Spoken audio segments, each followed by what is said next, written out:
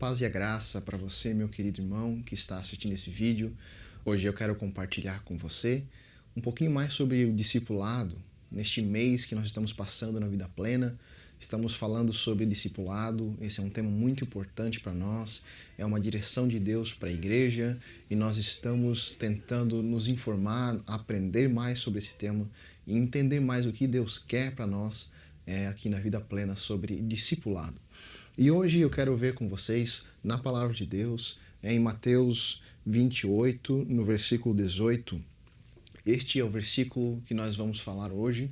Este é o versículo base para aquilo que nós temos, para aquilo que Deus tem para nossas vidas hoje. Imagine você, talvez, falando sobre discipulado, falando sobre um chamado que todos nós temos. Imagine você, talvez, ali como Pedro, como Tiago, como João, como enfim, os discípulos em geral, ali trabalhando, ali fazendo a sua vida. Talvez eles tinham hobbies, talvez eles tinham família, todos eles tinham uma vida normal. Para aquele tempo eles estavam fazendo a sua vida. Jesus então de repente chega para esses homens e convida eles, chama eles, dá um chamado para eles. É isso que Jesus faz.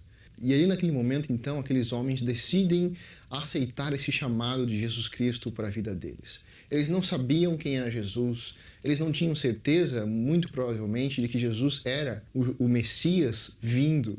Naquele momento eles não sabiam que eles mudariam o mundo através desse chamado de Jesus. Mas, como vimos na história ali da palavra do Senhor, na história de Jesus sobre essa terra, ele chamou os discípulos. Os discípulos então passaram a conhecer a Jesus de forma mais íntima. Os discípulos passaram a andar com Jesus. Os discípulos passaram a imitar a Jesus. Os discípulos passaram a ver milagres acontecendo na vida de Jesus.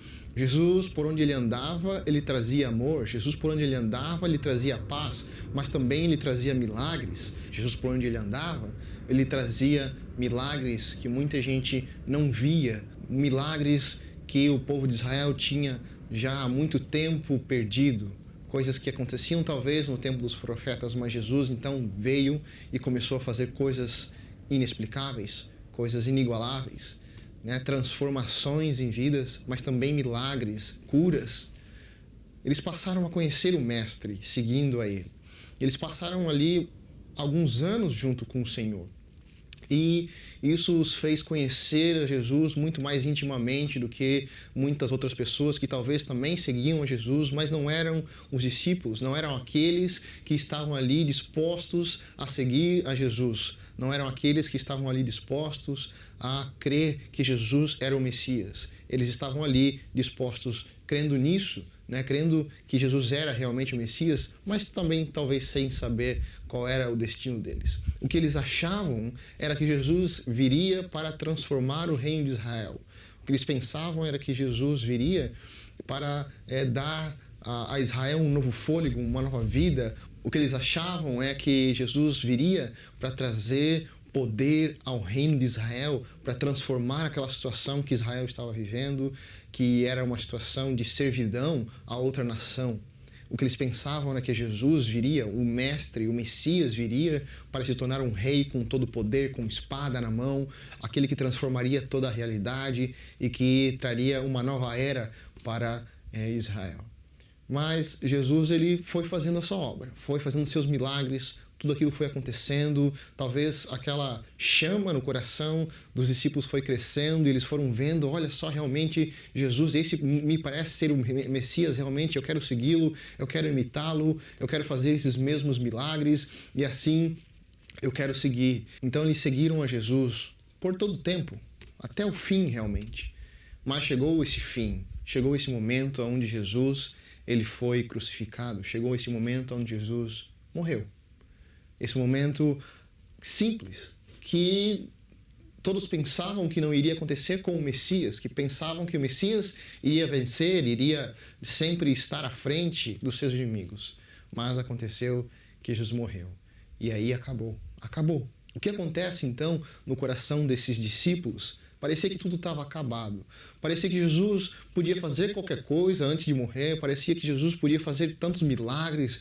Parecia que Jesus tinha, sim, realmente todo o poder contra a morte. Parecia que ele podia curar doenças. Parecia que ele podia transformar vidas. E ele podia sim fazer aquelas coisas acontecerem. Mas essa pessoa, esse Jesus que estava trazendo cura e redenção para outras pessoas, então morre.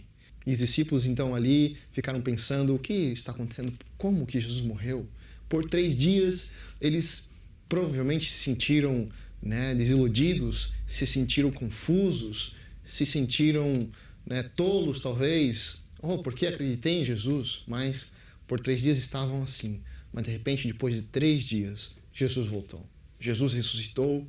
Então agora Jesus voltou. Jesus agora venceu a morte. Jesus agora venceu aquilo que era de mais poderoso contra o ser humano. E eles pensam, então, agora sim, agora Jesus vai fazer aquilo que nós precisamos para o reino de Israel. Agora Jesus vai trazer paz, agora Jesus vai trazer poder ao reino de Israel, vai conquistar o mundo, vai conquistar tudo, porque Ele é o Messias. Ele voltou e Ele agora tem todo o poder na sua mão. Então é isso que nós esperamos de Jesus. Mas então nós lemos aquilo que se passa em Mateus, no capítulo 28 e no versículo 18. E chegando-se Jesus, falou-lhes dizendo: é-me dado todo o poder no céu e na terra. Aí eles já estavam pensando: opa, todo o poder está com Jesus. Tudo aquilo que nós precisávamos era um Messias com todo o poder no céu e na terra. Esse é o verdadeiro Messias e ele vai nos tirar, dessa servidão que estamos debaixo de outra nação, vai trazer glória para Israel. Assim eles pensavam.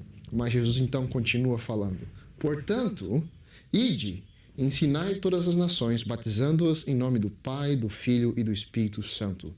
E aqui, em algumas traduções, pode-se usar discípulo, Portanto, ide e fazeis discípulos de todas as nações, batizando-as em nome do Pai, do Filho e do Espírito Santo, ensinando-as a guardar todas as coisas que eu vos tenho mandado, e eis que eu estou convosco todos os dias até a consumação dos séculos. Amém.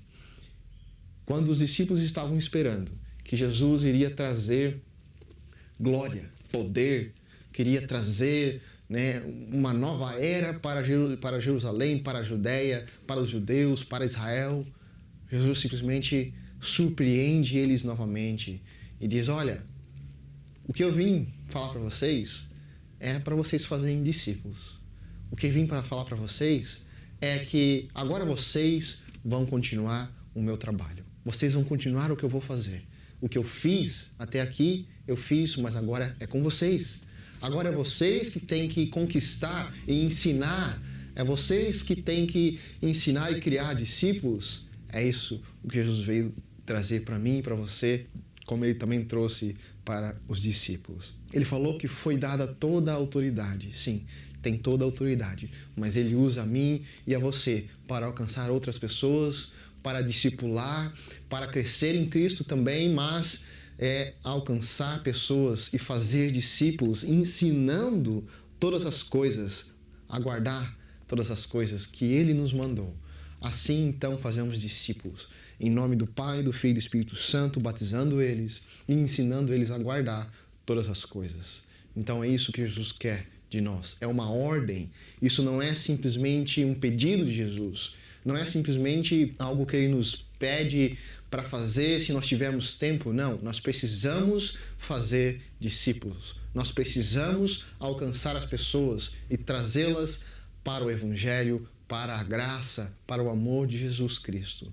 Nós precisamos espalhar essa semente e discipular pessoas. Se eu e você não estamos discipulando, estamos em falta com Jesus, estamos não dando ouvidos à ordem do Senhor. Então, que nós possamos dar ouvidos a esta ordem. É imprescindível para nossas vidas que nós possamos fazer discípulos. Deus te abençoe.